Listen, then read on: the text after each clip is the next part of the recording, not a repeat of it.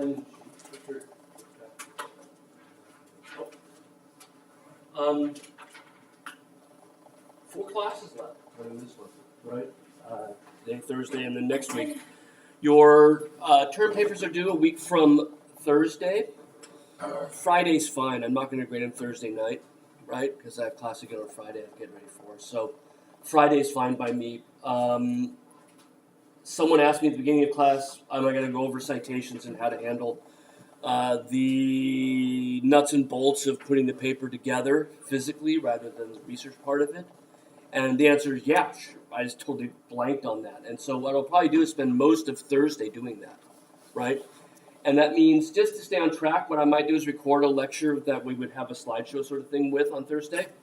But it also means that it's very difficult to sort of, I'll try to record the screen when I'm doing that, but the recorder that I'm using works really well with PowerPoint, not so well with other things. Where, for example, I have to duplicate the screen, right? This is projecting, so it does that nicely. But it gets kind of confused when other things happen. And I'll play with it and see if I can make it work, but it means that you might want to just be sure you're here and taking notes if that's of importance to you, right? Because I may not be able to record it. So don't rely on that. And you shouldn't be relying on the recordings anyway.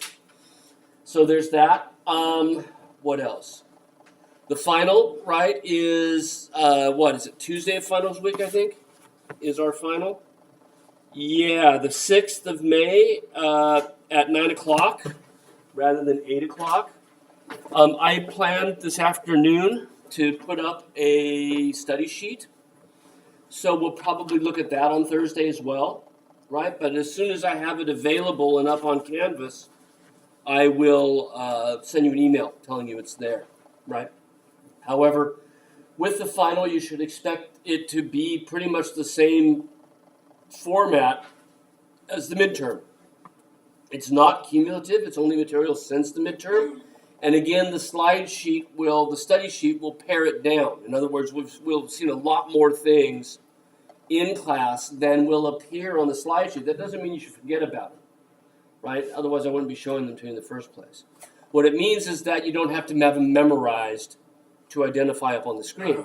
However, some of those other works may help us very much in understanding some of the things that we are looking at, right? So you should look at your notes on those as well, because there may be really important material that's covered there, important ideas that are covered there that relate to other works of art, even if those works of art don't appear on the slide list, right?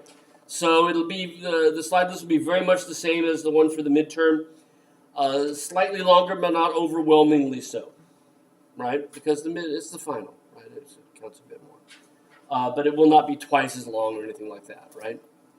Then the midterm is trying to keep it at a manageable amount so that you're not overwhelmed with the things you have to do to sort of compete with that. Okay, so those things are coming up in the next couple of days. So Thursday, expect a sort of lights on demo sort of stuff day. Okay, and I'll see if I can figure out between now and Thursday how to make this recorder do well when you're mirroring your screen rather than extending your screen, right? And if I can do that, then I'll record it as well. Okay, so we were looking at mid-19th century art and this new movement that began right around 1850, in fact, in 1848, called realism, which is a term that the artists themselves gave this new interest in everyday life. Real activities in the real world. They're not like genre scenes from the 17th century, at least not directly like genre scenes, in that they are much more socially concerned, right? Politically motivated, if you will. Vermeer, for example, or Quentin Matsys might have been making moral commentary, but it's more on the individual level, right? These are more about social issues, social awareness, which is what sets the realism movement apart from any earlier attempts to show scenes of contemporary life. In addition to that, they are not newsworthy scenes, so we shouldn't think of things like the raft of the Medusa. Almost said the raft of the Jericho. The raft of the Medusa as being genre scenes or realism scenes because they're news events, right? The Slave Ship by Turner, right? These are news events, if you will. They're Watson and the Shark, right? Those aren't everyday occurrences, right? These are everyday occurrences, and the point of the painters is to raise our awareness of these activities and to elevate on a certain level this lifestyle on a grandeur worth noting, right? That art shouldn't only pay attention to the wealthy, the royalty. That art should pay attention to the poor as well, and that the artist's role is one to engage with the community and use their platform for saying something that they feel to be important. And the realism movement really did tie directly into new social movements in France in general, following on the the Third Revolution of 1848, where hunger, poverty, polarization of wealth had led to the overthrow of Louis Philippe, a sense that he, like earlier French kings, had been unconcerned with the problems of everyday people. Right, led to a third revolution in 1848, and the new government that was put in 1848 actually had a term limit, right, a 4-year term limit. Nice idea for a country that's warred with emperors and kings, or warred with the idea of emperors and kings. But one of the things they did was they tried to eradicate poverty. They tried to take what they felt to be very positive steps to eradicate poverty. And at that same time that the government is focusing on the problems of the working poor, we see artists turning their attention in that direction as well. Right? So there's really direct correlation here. Right? And up to now, all the works we've seen have been painted, have been showing us rural scenes, right? Rural poverty, if you will, rural everyday life. But what we see when we look at the realism movement is that there are some artists that are very much interested in urban life as well. And again, it's mundane, ordinary, uneventful choices of scenes, right? It's still arguably a scene of labor, although it's not manual labor. She's a nanny taking out her charge, right? Not her child, but the child that she has been given duty over, and is taking her out for a bit of fresh air, although it's hard to think of fresh air next to the railway yard, but nonetheless, that's the idea, right? And they're taking a spot of lunch, right? They've stopped to sit down and enjoy a nice spring sunny day, her bonnet to protect her head from the sun, right? The little girl enthralled with the railway yard, looking over the edge to the trains that are coming and going, although we don't see any of them, right? They're blocked. We just see the mist that comes from the steam engine, right? And the switching yard down below on the right, although painted very loosely, right? We can see the tracks. We can see where they junction the tracks as the trains come into the station, right? Manet is really, for my money, one of my favorite painters. Really terrific. He gives us these wonderful grapes sort of painted with light shining on them. And you can see that as he's working, he's changing his mind. He's painted that stone wall, and then he decided to add the grapes later. And you can even see where the thickness of the under layer of paint is still there. He didn't sort of wait and paint it over. He wasted paint, if you will, underneath it, right? Not very economical way of painting, but also very loose way of painting, which we'll see kind of gets him in trouble. Hang on a second. About the cutest dog in the National Gallery, for my money. Just an adorable little puppy. And Manet is particularly good about using the direction of his brushstrokes to sort of model the figure in 3 dimensions. It seems as if the brushstrokes follow the growth of the hair up the brow of the dog or around its whiskers, right? You can sense him almost carving it out, if you will, with the brush, and really terrific, right? Manet was famous for leaving paint in patches, to the degree that from a distance it resolves, your eye blends things together from a distance. But when you come in close, you really end up seeing only individual brush strokes. Here's her hand, for example, and from a distance it looks just fine. But as you get up close, you start to realize that the whole area of the knuckles down below here are sort of don't seem to have a whole lot of structure to them. You don't understand. I mean, you get it from looking at it, right? But you from the side here, and you can see again how the brush strokes follow the sweep of the hand. But the sense of sort of anatomical structure seems to sort of disappear sometimes, to the point where we end up looking at this surface of paint, right? And Manet's works really do call into question this issue about art, that is, especially about painting, is that, what is this? When we look, I ask you, what is this? And you would say, oh, it's a girl sitting by a railway with a younger child staring at the railway. And that's all well and good. That's its subject matter. That is kind of what it is, right? But what is it? It's a piece of fabric with paint on it, right?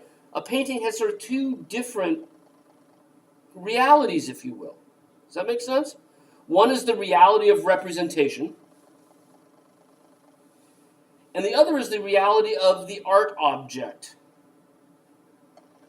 right? This is a pretty hefty concept, right? That a painting has two realities, right? It's a surface with pigment on it. It has an object nature, right? As well as a subject matter, right? It's a flat thing. And Manet's paint application, the way he puts down the paint, makes you aware of both. You don't sort of ignore the fact that it's a subject matter that he's chosen, but you also can't ignore the fact that it's paint on a surface that's been applied by somebody, right? That we can think of the painting as an object rather than a subject. At the same time, we think of it as a subject. And this is kind of an important step in the development of art, like a really important step.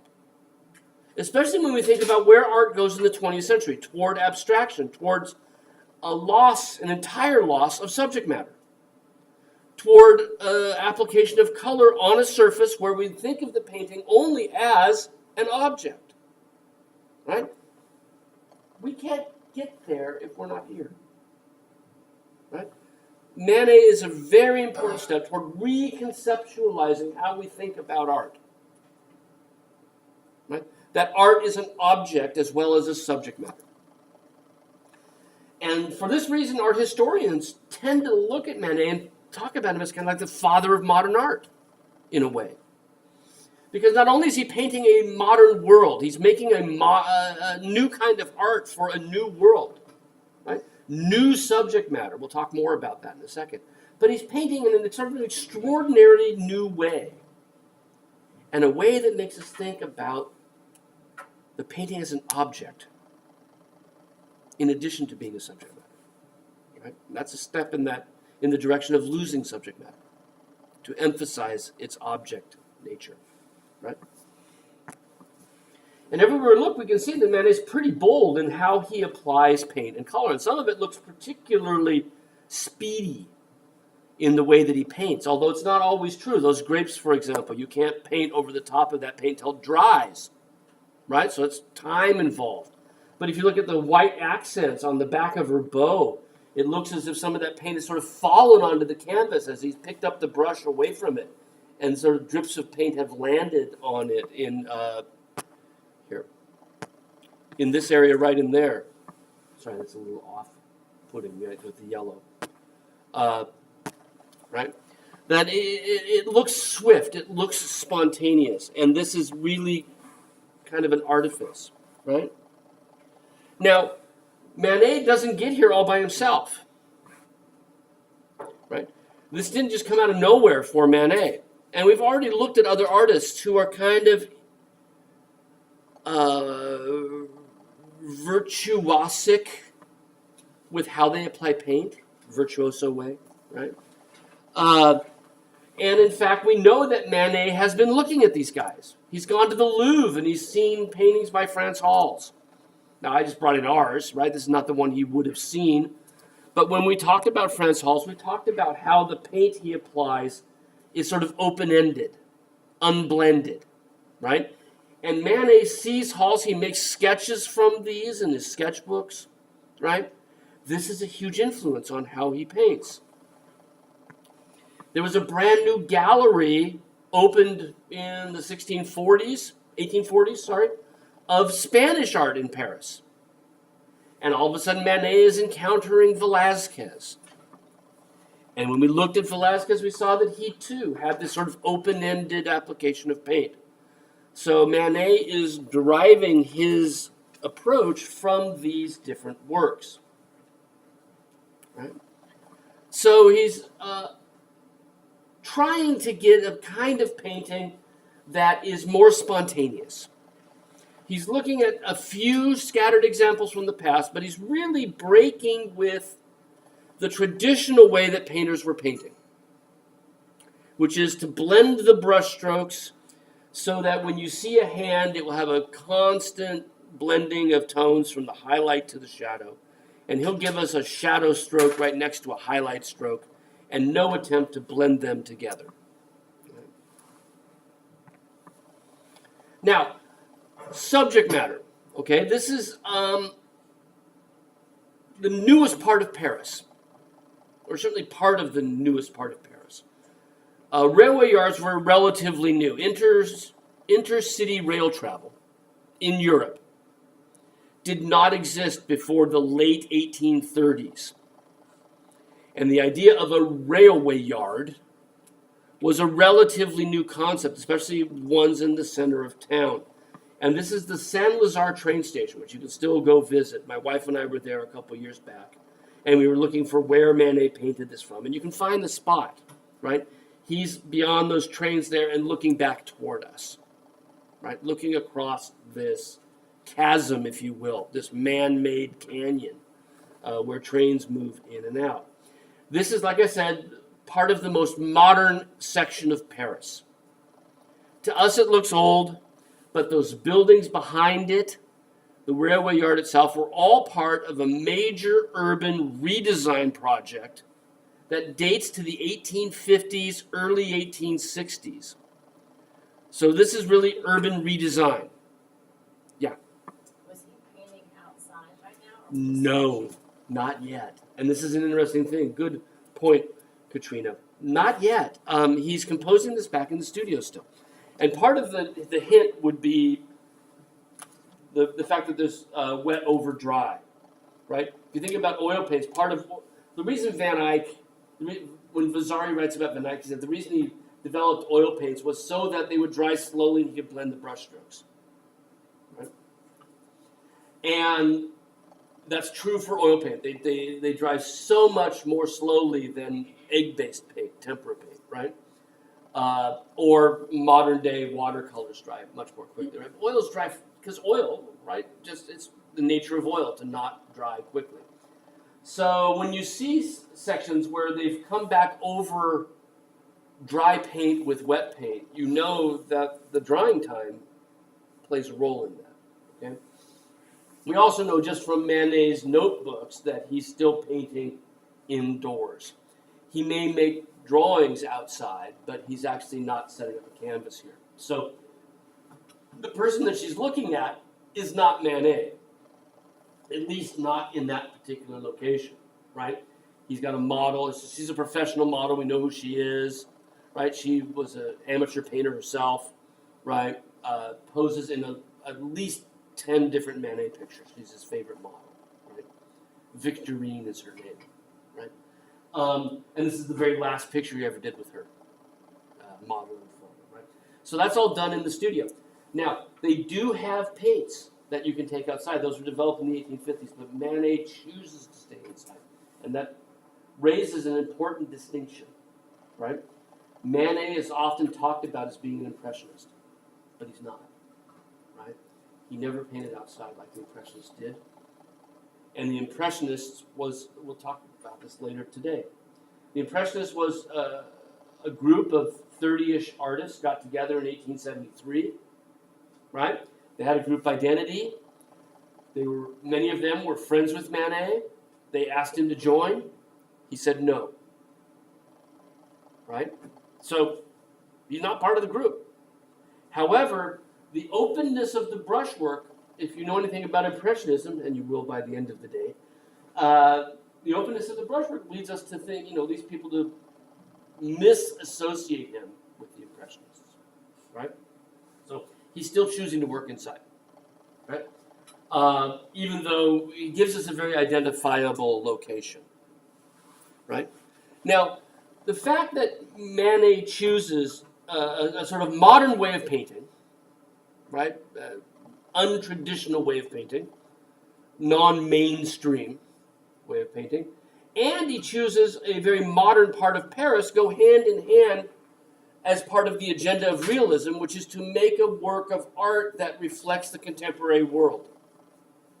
Right? That's what Millet was doing. That's what Courbet was doing. Make works of art that relate to the contemporary world. And Manet is trying to very much to do exactly the same thing.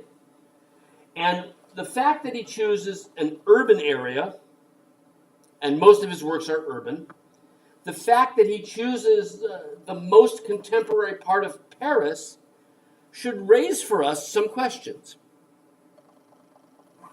When we looked at Romanticism, one of the things we talked about was the fact that there was this romantic idea that progress wasn't all that great, right? And when Constable gives us this image of where he grew up in Sussex, right?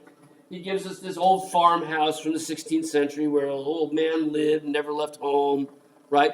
No bridges, no roads, an old ferry with a horse, right? No progress here, right? Nature's resisting that, if you will. Man is trying to live in harmony with nature rather than trying to control nature, right? These are romantic ideas about the world. What about Manet? What is his attitude toward progress? Right? Does he see it the same way? He never sat down and wrote anything, so how do we know? We can look at his pictures. We could look at what other people wrote around the time that Manet was painting to find out what were the attitudes towards modern Paris. Was this a good thing? Was this a bad thing? We know there's a legacy for viewing progress skeptically, right? That old ways are better. That's a romantic idea that maybe doesn't even go away. But what did Manet think? And to understand this, we got to go back and find out what people thought in the 19th century about Paris, about progress, about change to their city. And this is not that difficult to do. Many people have studied this. And there really are 2 points of view. Okay? One of them is skeptical. One of them is the old romantic view, that the changing Paris was a bad thing. A lot of people don't like their traditions questioned. Old people. Not like when I was a kid, right? We don't like that change. Or we tend to resist change, right? And there was another group that embraced it. Okay? Now, that doesn't help us any because we don't know which way Manet is going with this. But I want to go into some of the reasons why each of those different groups held those ideas, because it's important in a history class, right, to talk about the history around this picture. So we were talking about the revolutions in France, right? That there had been 3, all told, in the course of roughly 50 years, right? 60 years. The first one led to Napoleon, right? His downfall led to the Restoration monarchy. The second one led to a parliamentary government. That was in 1830 under Louis Philippe. The rebellion against Louis Philippe in 1848 led to now a presidency, a republic, right? And the person that was elected as president was a distant relative of Napoleon. Bad idea, right? Louis Napoleon. So in 1848, Louis Napoleon is given a 4-year term, right? There's going to be a new set of elections in 1852, right? So we don't have to worry about him following his great uncle's footsteps, you know? He's going to be voted out. I don't think he can run for re-election, right? And it's Louis Napoleon who begins those socially minded programs to help feed the poor. However failed they might have been, at least they're trying. Right? That's under his governorship. Well, barreling along, 1848, 1849, 1850, Louis Napoleon is still on the throne. 1851, the third year of his 4-year term, guess what? He has himself crowned emperor, right? He decides he's going to do this for life, right? Emperor Napoleon III, right? So France is right back where they were 40 years ago. Right? In 1851, they now have an emperor. Again. Right? Difficult for them. Right? Now, Napoleon III, after becoming emperor, right, after having himself crowned emperor in 1851, begins to take on other social programs, some of which might be viewed as beneficial, but really they were beneficial to Napoleon. Right? He hires an urban designer, George Haussmann, Baron, to rethink Paris. It's a huge undertaking. And it's Haussmann's idea to carve boulevards through the old streets. The Paris we know today, right? With the massive boulevards that link the different monuments, right? From place to place. Port Notre Dame, right, up the Champs-Élysées, right, toward the Arc de Triomphe, et cetera, et cetera.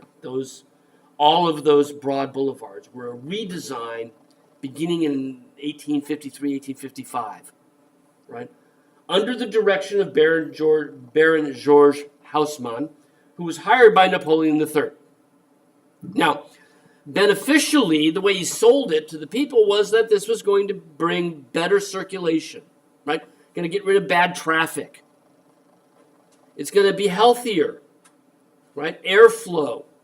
Get rid of cholera outbreaks in little corners of the city, right? It's going to come with better sanitation, sewers and street lights, more trees along the boulevards, right? All of these things are going to improve Paris. But really, what Napoleon III wants is a guarantee against another revolution. Because the way that the revolutions of 1830 and 1848, the way they worked, the success of the revolutionaries relied on the fact that Paris as a city was very easy to sort of cordon yourself off. These tiny little medieval streets that wound their way around the city. You could block the city street. And a few people could hold off an army from behind the barricades. They could pull up the cobblestones, make a wall, throw some horse carts on it, sit on the other sides and pick people off as they tried to come over. With a broader boulevard, you can't do that. Right? The army can move quickly and at will. So for Haussmann, right, and especially for Napoleon, the redesign of Paris with the boulevards was sold to the public as something that's really good for them, but really it was a protection against future revolutions. Okay? Now, the insertion of train stations coincides with this redevelopment, right? Is part of this broader urban redesign, right? And some people reacting to this didn't see the benefit. They only saw the change. And in particular, they saw the change as being bad because in order to carve a boulevard through an old neighborhood, you had to displace people. People were moved from their family homes going back generations and pushed somewhere else, right? And there's some dissatisfaction when that happens. It still happens today, right? Unaffordable cities, right? Right around 22207. But others, New York, right? Where do the people who keep the bodegas open live as rents continue to increase and push people out? There's resentment to that kind of change. And we find this often in writings from the mid-19th century that these changes that are happening in Paris were not taken easily by everyone. That there was a significant amount of criticism against the changes that were happening in Paris, right? That people were being dislocated. And with a train yard like this, you have to imagine what that was. That's a man-made valley where there used to be a neighborhood, right? And in other pictures, Manet paints some of the people that used to live in this neighborhood. And he paints them as homeless, dislocated from their world. Right? So this is one insight into maybe, right? We saw other realist artists very much interested in social justice, social change. Could Manet's picture be an image of a changed Paris, maybe not for the better? There are people that definitely would have seen it that way. We don't know exactly what Manet himself thought. Okay. So that's on the one hand. Criticism of change, right? That was coming full scale under Napoleon III, right? Now, there's on the other hand, an embrace of change. Paris in the 1870s had recently gone through a horrible trauma, right? The Franco-Prussian War of 1870-1871. Otto von Bismarck, in the aftermath of Napoleon, Bismarck is trying to unify Germany. Germany had primarily been a series of sort of cantons that were independent from each other, and he's trying to unify them under a single presidential leadership. Okay. Napoleon III does not want this to happen because it would mean sharing power in Europe, and as emperor, he's got ambitions, right, for dominance and control. So if Bismarck is able to unify Germany, he's got a rivalry for sort of domination of Europe. He doesn't want that. Right? So he's pushing back against Bismarck's efforts to unify Germany. Bismarck, of course, is pissed off, right? So Bismarck, in 1870, invades France. This is the Prussian part of it, right? Invades France, and France quickly falls. I mean, almost immediately, right? Surrenders to Bismarck. And Bismarck doesn't really want to annex France. He's not trying to colonize France. He's not like Hitler, right, trying to take it over for himself. He simply wants Napoleon III out of there. Get out of my way, let me unify Germany. So as soon as the Prussian army defeats France, Napoleon III is driven out. Bismarck basically says, okay, here, I'm going to oversee an election, new government, and I'm out of here, right? And the government will be French, right? I'm gone. And that happens. All well and good, right? He just wanted Napoleon III gone. Okay?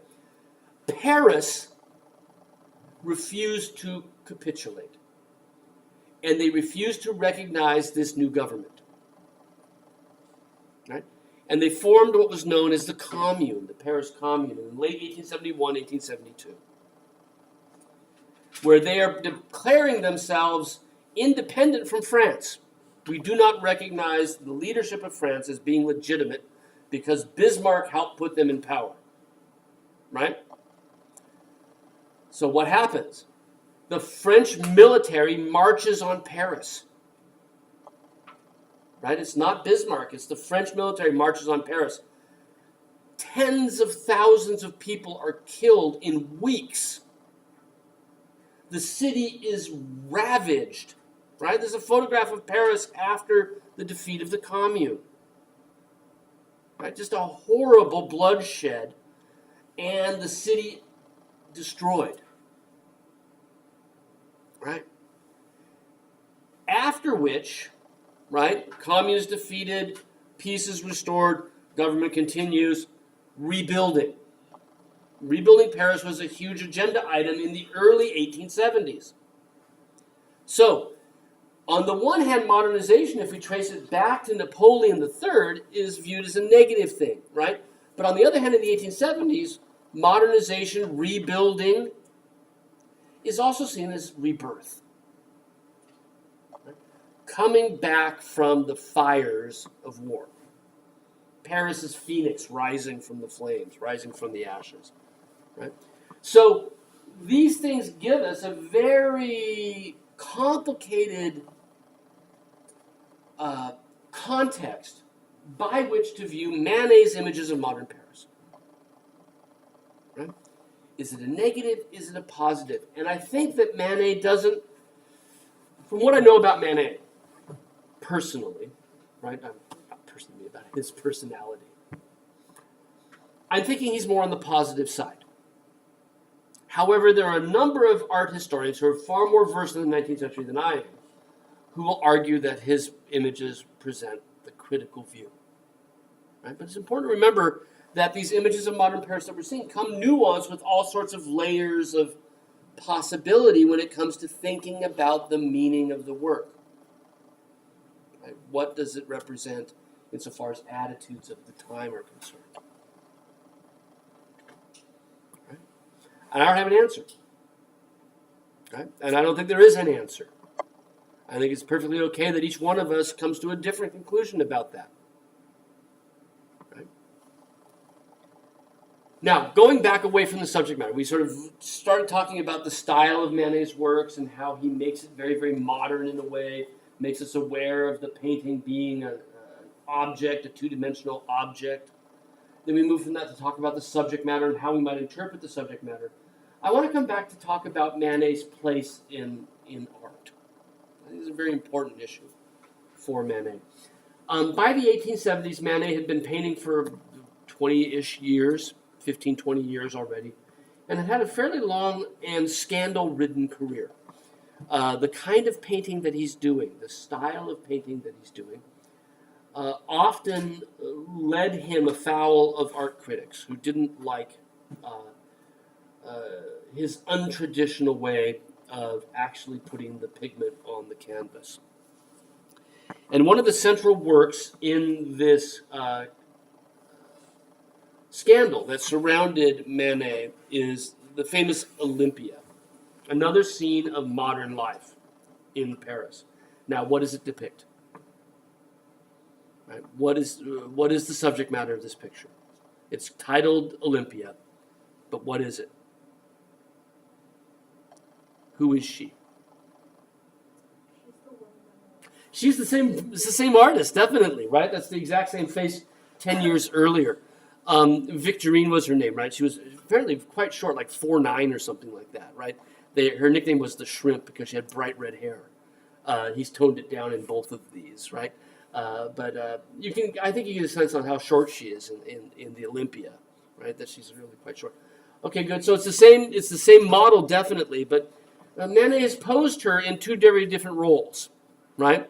So on the left, she's a nanny, right, with her charge. What role is she playing on the right? Who is Olympia? She looks like a rich lady. What makes her look rich, Zoe? So she has a maid. She's someone with a servant. And people with servants we might assume to be of a higher status. The fact that she's not clothed, however, kind of gets in the way of that, right? Because wealthy people usually will not have themselves depicted naked, right? Because clothing is status. And if the status of the figure was something that Manet was trying to get across, then I think we would have clothing that would elevate the status, right? Think of that Van Dyck portrait of the Queen of England from the National Gallery and how her clothes are just so extraordinary, right? So the nakedness, what do we do with that? What does that do to our identification of who she is? I think She's a hooker. I had my notes prostitute or courtesan, but yes, exactly right. She's a hooker, a lady of the night. Now that's an interesting thing, right? Okay, first we know that because the title, and Manet wants us to read it that way because Olympia had been in a play about a prostitute. Like not only painters were making images of everyday life, right? Realism was also in theater and literature. And there was a fairly popular play and novel about a prostitute's life. And the prostitute's name was Olympia. And after that, a number of Parisian prostitutes, it became a sort of a popular name for prostitutes in I Am Olympia, right? So Manet wants us to read it that way, right? She is Olympia. She is a prostitute, okay? So that makes us, so with this servant being, right, her house servant there in the prostitute. And what's fascinating about that, notice how Manet loves this direct confrontation? That she's looking directly at you, kind of unflinchingly, right? And I've always kind of liked that about Manet, right? That it gives them a lot of power in a way because they're not affected by us looking at them, right? I always felt there's something sort of proto-feminist about Manet's approach to painting. He empowers his women. She's reading her book, and you're that idiot who's come up and said, "What are you reading?" Right? Not realizing that that's intimate activity best left alone. She's like, "Come on," right? Or on the right, she's just staring at it, and that puts us in a very uncomfortable position as a viewer. Because if she's a prostitute and she's looking directly at you, and the servant is bringing flowers, who are you now? Who is the viewer in this? They're the client, right? They brought the flowers to Olympia, and she's nonplussed, right? She's not even looking at the flowers. She's like, "Come on, let's get this over with. I'm on the clock," right? And yet you're trying to please her. She's not pleased, right? So she is a prostitute, right? And put forth as such. As Zoe mentioned, she's Victorine Marant. This is his favorite model. She appears in a significant number of his paintings. And again, these are painted back in the studio, right? It's also obviously an image of labor still, urban working class, if you will, a nanny versus a prostitute. It's a job still, regardless of your moral stance toward it, right? Now, this was painted in 1863, but Manet submitted it to the Salon 2 years later. We've talked about the Salon, right? This was every 2 years or so, sometimes interrupted by politics, right? Going all the way back to the 17th century, early 18th century, right? Hosted by the French Royal Academy, which was still called the Royal Academy even after the fall of the kings, right? And this was submitted to the Salon of 1865. Huge scandal. People didn't like being put into the role of a client of a prostitute. That's all well and good in private, but not in public. They didn't like the way Manet painted, and they wrote about it, right? They didn't like these patches of color, right? These patches of paint. They thought that Manet was making fun of them, the critics did. They thought he was making fun of the way that art was taught. The traditional, remember that the Royal Academy is also an art school. And they taught the more traditional way of blending your colors on the canvas, not showing brushstrokes overtly. They thought Manet was just sticking them in the eye, right? Poking at them again and again. Close up again of Manet's paint application, right? One critic said, I don't see any bones inside the anatomy. It's like he's not studying anatomy. It's like he's not studying the way to paint, that he's simply making fun of us. And this became part of the criticism that Manet suffered. Added to that idea that he's mocking convention, that he's mocking tradition, that he's mocking the experts. Add to that the fact that everybody looked at this and they saw a direct reference to a Renaissance painting. Famous work by Titian that everybody knew. Right? The Venus of Urbino. And you can see how extraordinarily close the composition is. Blocked off about a third of the way across by a green curtain behind her, laying on a bed, red bed with a white sheet, kind of messed up in exactly the same spot, attended by servants.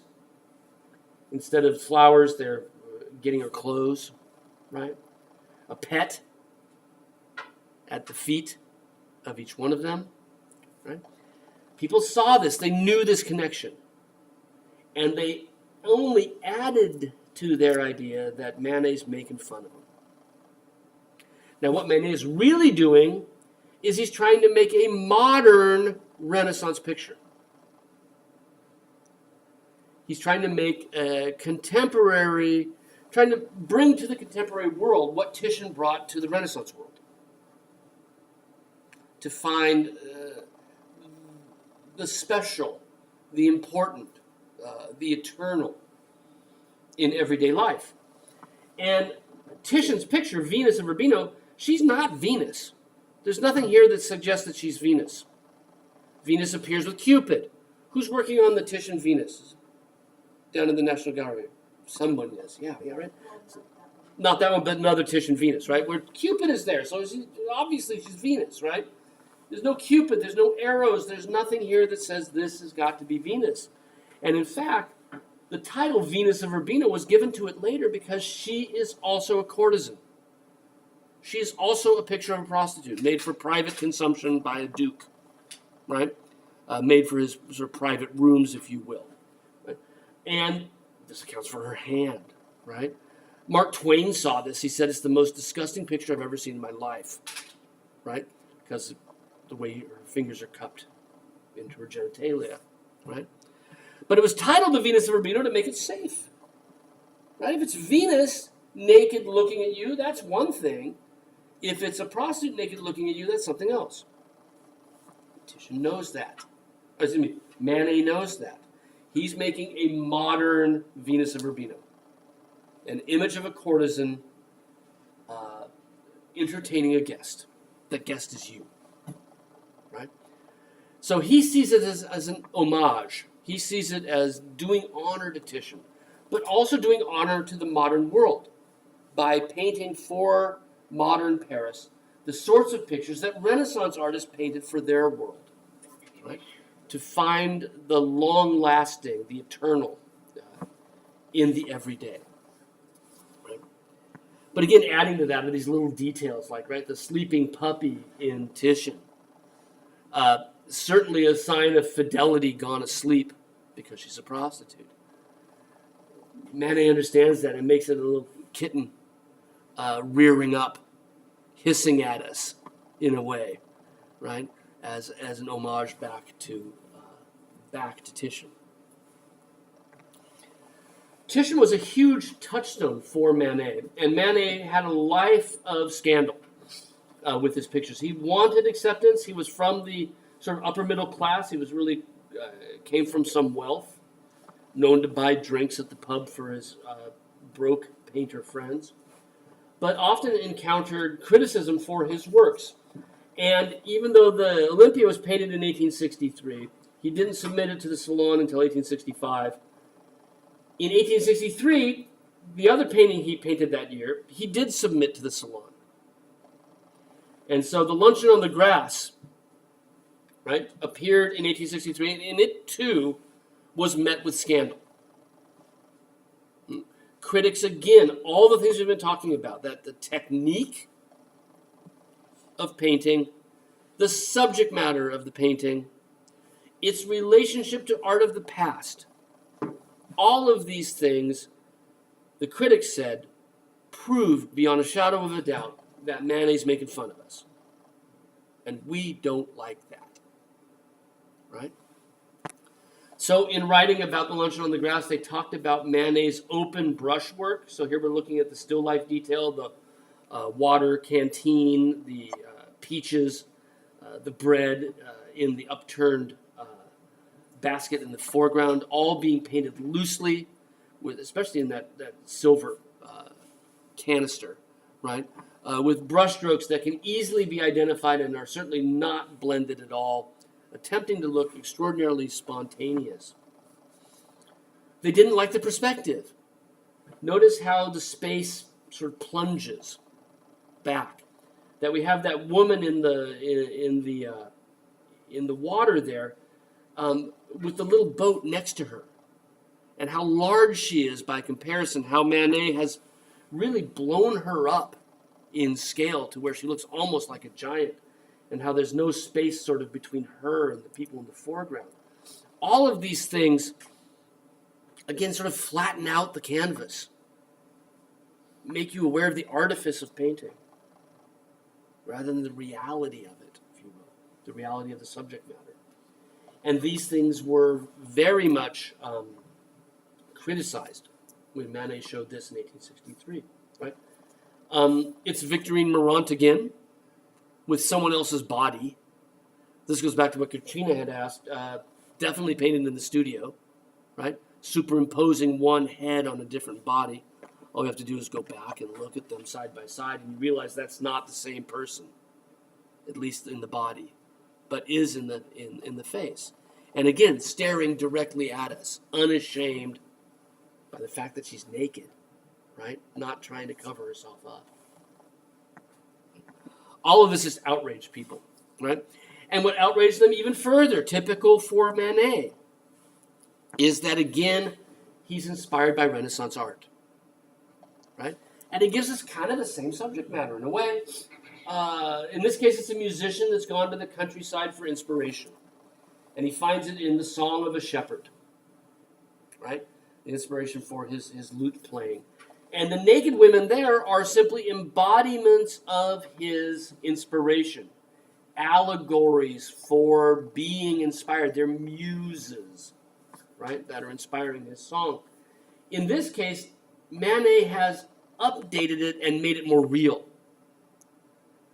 It's not really explained why she's naked. Has she been swimming? And if she has, why is the other one still clothed? Her clothes are right down in the foreground, right down to a straw hat. That make us very aware that she's not a muse. She's not some eternally nude figure. She's someone who's supposed to be wearing clothes and isn't. Right? Very confrontational. And at the same time, we have these two guys. They're his brother-in-law and his brother and his brother-in-law, posing for the other two figures, engaged in some sort of debate, right? And paying absolutely no attention to the naked woman who's between them. Right? In the same way that Titian's is doing the same. Right? So he's deriving his works from a number of reference points in the past, right? In addition to that, the overall composition, the three figures in the center, go directly back to another Renaissance work of art. It's reference heavy, right? In this case, as the Judgment of Paris, we saw that scene before, where Paris is choosing between the three gods. And in this particular print, this was a design by Raphael that was engraved by Marc Antonio. We see on the right three river gods attending the Judgment of Paris. This was the inspiration for the composition by Manet. But again, they're not gods. They're not allegorical figures. They're everyday people. And the critics understood these references. And they linked them to the way Manet paints, which led them to the conclusion that Manet's mocking them. Manet's mocking art. Whereas Manet's own approach to this is exactly the opposite. He is trying to make Renaissance art for the 19th century. Trying to make sure that the 19th century would live on right? In posterity. In the same way that Renaissance art lives on in posterity and reminds us of that great culture. Well, it was rejected. The critics, right? The Salon is not an immediate entry. It's juried by the leaders of the Royal Academy, where they choose the works of art that they want to be in the Salon. They reject the ones that they don't. And in 1863, Manet's was rejected. That year, there were 5,000 entries. Not an extraordinary number. The Salon was huge, right? In 1863, more than half of them were rejected. And the art community began to react. And they said, you guys are not keeping up with the times. You know, how can you reject half of the works for the show? You need to address the fact that art is changing, that you can't keep it the way it was. And the leadership of the Academy decided to acquiesce a bit. And they said, fine, we'll put up a show of the works of art that were rejected. So you can see why we rejected them.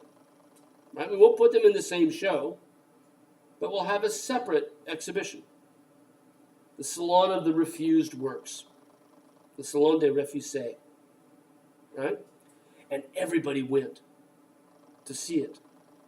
And the centerpiece of the show was the luncheon in the grass, and people were crowding around it. Some of them wanted to laugh at it, right? Others, the artistic community, wanted to see what contemporary artists were doing, what modern artists were doing, how art might be changing. So, as we talk about Manet, we're talking about some really important things for what's going to happen in 20th century art. One was that sticky concept of art's dual reality, right? The subject matter on the one hand and its object nature on the other hand. Its role as an object, right? Manet puts that into discussion. What that does is focus us on the artificiality of art. That it isn't reality. When Manet makes these quotes to Renaissance art, that adds to the sense that we know it's a creation.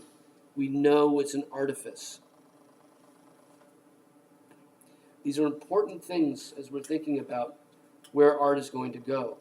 Is its self-reflective understanding of its place relative to the past. Artists making a modern art for a world they know is modern, for a world they know is different. And the third thing that Manet brings up, in addition to the references and the manner of painting and that element relating to art's artificiality, the other thing that Manet brings up is this idea that artists can question authority. This is really important, question tradition. And the Salon of 1863 is an important moment in art, where not only do we have artists already challenging the status quo, but we have that challenge actually being answered. And proving that this 200-year-old tradition, the Royal Academy and the Salon, can be questioned by modern artists. That you don't have to do things the way you were taught. You don't have to do things the way you've always done them. And that if you indeed can question authority, you can move off in a brand new direction. This is an extraordinarily important moment. Right? And it's this moment that leads us into the next group, called the Impressionists. Because what set the Impressionists apart, well, many things did, but they too questioned authority. Right? Manet was not the only artist getting rejected from the Salon. I mentioned in 1863 there were over 2,000 of them. Right? Other artists, Monet among them, were regularly rejected by the Salon for some of the same reasons that Manet was. The critics thought they were being made fun of. The critics thought that the tradition, right, of academic art teaching was being made fun of. And so in 1873, Monet and a group of around 30 artists got together and formed an independent group, independent from the Salon. And in fact, they called themselves the Society of Independent Artists. And they plan a group show where they will be their own jury, where they will have nothing to do with the Salon. And they mount the show 2 weeks before the Salon opens in the spring of 1874. Intended as a rebuke. Right? 2 weeks before, not after. They're not opening it because the works got rejected. They're saying we're done with that. Right? We're not going to put them into contention. These are worth seeing. Right? So they hire an independent space. They put up these works. Something like that had not been done before. They've been planning it for about a decade. Right? Finally got around to it in 1874. Okay? They begin a new movement. And a review of that show, right, about the reviews are like 50-50, right? Positive, negative. People often make too much of the negative reviews. But one of the reviews of the show, which was negative, said that all of the works look unfinished. That instead of seeing resolved ideas, right, fully resolved by the artist, I'm seeing nothing more than impressions, right? The first thoughts on something. And this is what gave the Impressionists their name, was a negative review of the first show. Right? So they began as the Society of Independent Artists, and as soon as the term Impressionism came up, most of them thought this was a pretty good idea. Let's keep that name. Right? But it wasn't intended as praise.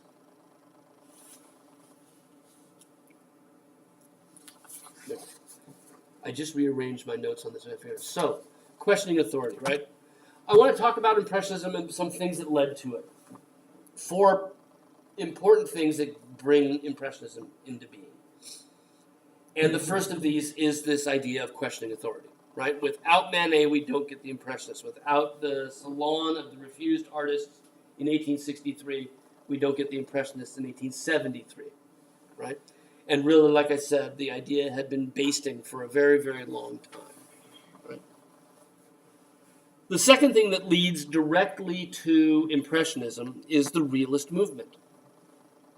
In fact, Impressionism is sort of the afterlife of realism. So if we think about realism, realism is real scenes of the real world, right? Modern scenes of modern life. And Impressionism takes up that mantle. They may be more focused on urban scenes, not entirely, but more so. But they are still very much interested in making scenes of the modern world. That is an idea that came directly out of the realists.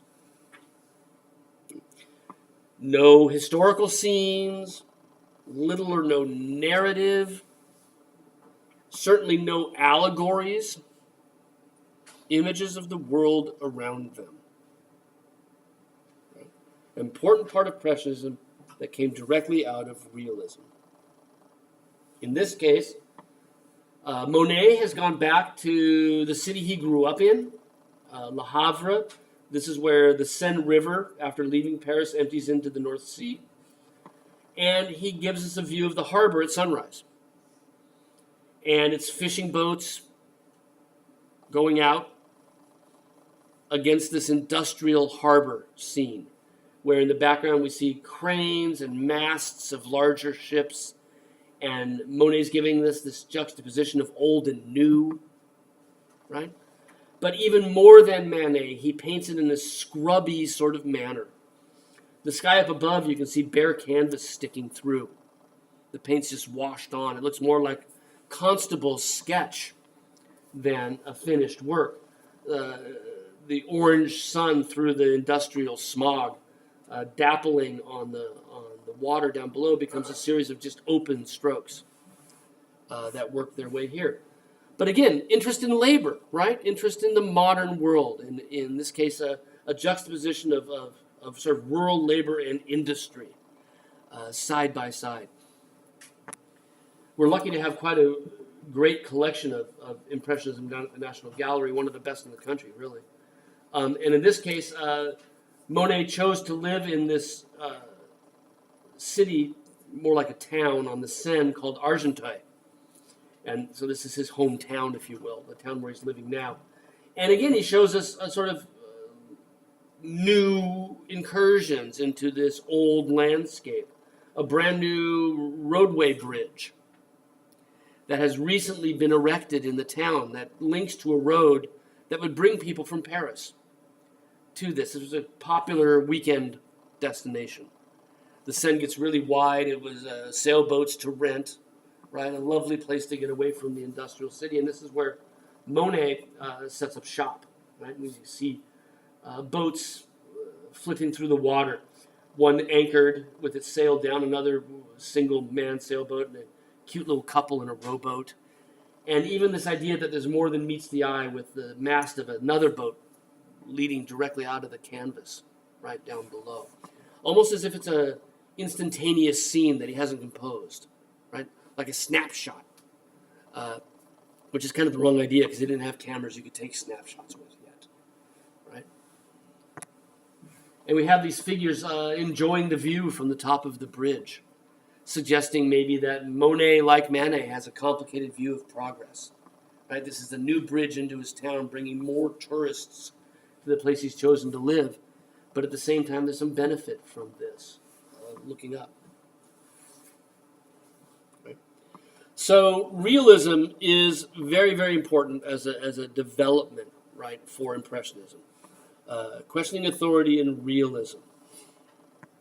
Should mention here as well, as I said before, right, they invited Manet to join. We talked about the connection between realism and Impressionism, right? They invited Manet to join. He said no, right, in the fall of 1873 when they first got together. The interesting thing is that when the Impressionists had their first show, 1874, 2 weeks in advance of the Salon, right, Manet's not in it. And our picture of the railway is Manet's submission to the Salon of 1874, right? So this showed in the official Salon, not in the Impressionist show. Right? Okay. Third thing that impacts the development of Impressionism is a rising interest in color. Now, we certainly saw that with Manet. We didn't really talk about that with Delacroix, but he's an important figure that the Impressionists were looking at. And he was especially praised by artists for being a terrific colorist. And while it doesn't appear at first sight, when you look closely at works by Delacroix, right, you find that as he treats color, he treats it in a way that the colors optically blend. And what I mean is that when he paints, for example, skin, it may look flesh-toned, but when you get in close, what you find is everywhere we look, there are colors that are reflecting in it. Bits of blue for the shadows, for example, that are not blended in. The reflective red on the back shoulder of the henchman, for example. The blue underneath the small of her back, right? And artists are looking at Delacroix. Right? In fact, Delacroix worked for a tapestry designer and was aware how tapestries make color by juxtaposing threads of different colors next to each other. Applies that to how he paints. This was a growing trend of being interested in colors existing next to each other on the surface and then being blended optically by the viewers when they see them. And this becomes overt in Monet's works, right? Where the entirety of the water is made up by colors that maybe aren't even in the water, like those ivy greens or those pinks, right? That from a distance blend together. So, numerous steps that are leading to us. And then, this will be a great place to end Katrina's question. The development of tube paints. Right? In the 1850s, we get for the very first time anywhere in the world, little tin tubes of paint with a screw-on cap, where the paint you take with you outside doesn't dry up when you're not using it. So an artist can go out with a box, right, and can paint on site. So if we're going to talk about what sets Impressionism apart from earlier traditions, we talked so far about how these early traditions affected it, right? What sets it apart? They're working outside, right? We have landscape painters making works of art at the site. The French term for this, en plein air, in full sunlight. For the very first time, because of the development of tube paint. Right? Now, what that means is that we have this idea with the Impressionists, given their nickname, that these paintings are made spontaneously. Right? They're working outside. I'm done. Right? Come out with 5 or 6 canvases, paint them all, go home. Part of that is artificial. The more we know about Impressionist art, the more we actually look at it and look at it closely. What we find is that the spontaneity of the work is an illusion. That Monet has just as many places where he's painting wet paint over the top of paint that is dry. And I think you can even see it in the shadow of that boat down below. Those blue strokes over the black. And there are areas where he's built up a very, very thick surface and then painted over the top of it. And the thickness of the paint only adds to the drying time. So one of the things that's kind of interesting about the Impressionists is the degree to which some of the things that we love about the Impressionists isn't unique to them and is sometimes flat out wrong. Right? That their works aren't a momentary reflection of a particular instance, but that's something they've been studying and then developed back in the studio. We'll look at more Impressionism on Thursday, so wrap that up, move our way forward. No, but I'll talk about it on Thursday. On Thursday, we're going to be talking about your term paper, about the final as well.